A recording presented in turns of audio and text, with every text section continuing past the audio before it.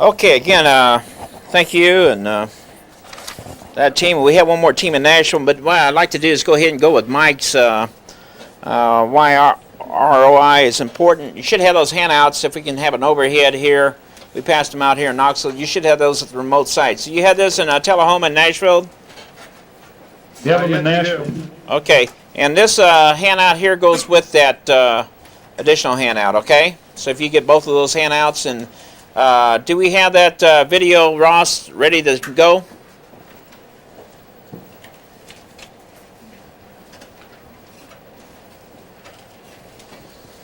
Okay, it should be firing up here. 1 second.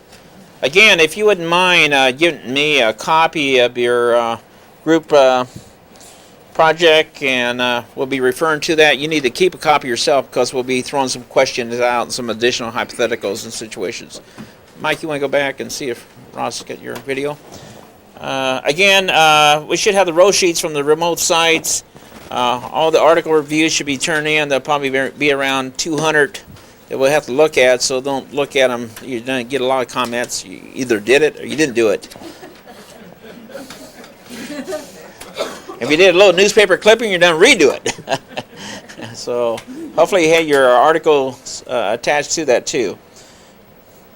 Okay, any questions or comments that we have while we get the video rolling? Next week, obviously, we're going to be focusing more on performance appraisals. Very, very important. That's where a lot of legalities take place because we really don't document. See how set?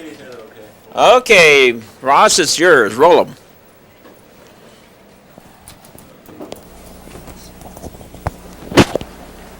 Good evening.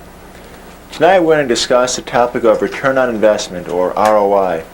It's a topic some people in the HR field sort of shy away from, but we're going to consider some reasons tonight why we really should try to do this kind of analysis whenever possible.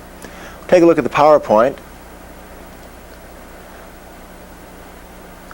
Why do the ROI? What's it matter anyway? We're nice people, isn't that enough? Well, that sort of attitude seems to have prevailed for a long time, but especially when money becomes tight, that does not cut it with top management. So we're going to consider some reasons why we should do this kind of analysis. One is the "what have you done for me lately?" That's going to get asked of people as times get tough.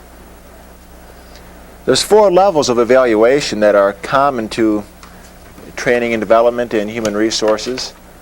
It's the reaction level, the learning, the behavior, and the results level. At the results level is where it's considered what kind of impact a training program, for example, had on an organization. Now, the 5th level shows the return on investment. This is considered essential, but in fact, it's rarely done. But now let's consider a downsizing is more likely to affect a quote, nice but unnecessary department, or one that has not really proven its worth by showing what kind of value it adds to an organization. So there's one good reason why to do it there. It will prove your worth.